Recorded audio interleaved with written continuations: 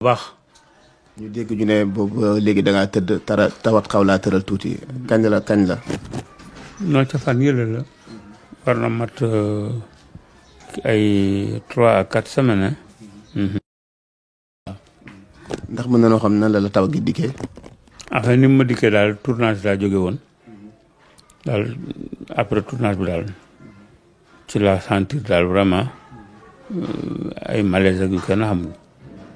waaw boobaa léegi ndax dem nga hôpital si hôpital laa jóge fan jeudi passé lañ ma libéré waaw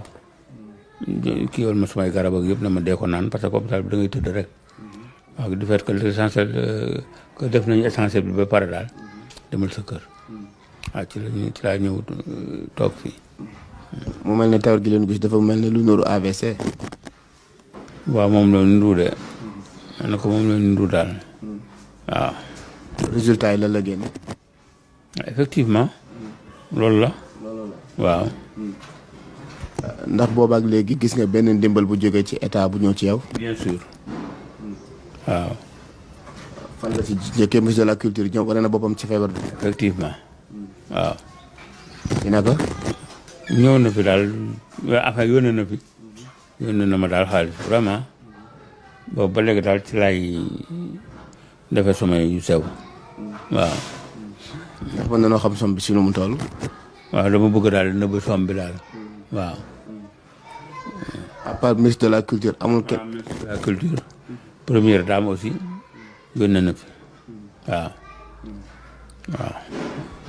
boobaak léegi itam ñi nga xam ne yéen a seqoon métier bi mu wàllu théâtre ndax ñoom tam réagir nañ sa feebar ah gisaguma ci kenn est-ce que yëg nañ ko sax loolu nu mu mën a nekkee xanaa yéen bi ngeen di nekk si théâtre yi amul ay groupe association wala ay groupement yoo xam ne pour loolu la bon xëy na am na parce que man aussi xaw ma ci benn mais xëy na am na waaw amul benn ndimbal à part ñaar ñooñu boo xam ne jóge na ci regroupement ñëw fekk la fi nga toog déedéet kon Baye Ely nan lay dundee tawat gi ci biir këram ak ñim ñàkkee jàppale ah dama yàlla yónnee rek vraiment am na samay nit yoo xam ne vraiment seq na ak ñoom àddina waaw naka jekk ñoom bàyyi ñu ma fenn ak samay bokk aussi bàyyi ñu ma fenn surtout samay bokk waaw. léegi ban message ngay lancé ci ñi nga xam ne yéen a seqoon ci wàllu théâtre bi ndax gis nañ ni ku ci mel ni seen ku la jege la woon ndax boobaa léegi sa feebar bi moom tam. sa feebar bi gis nañ réagir na ci. moom kooku du ma ci kiile parce que moom la muy def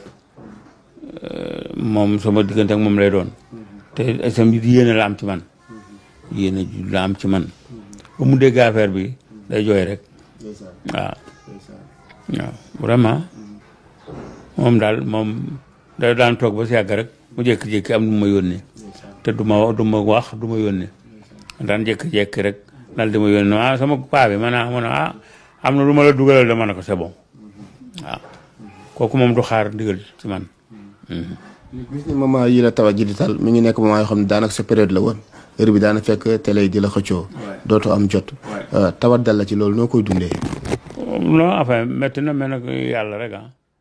parce que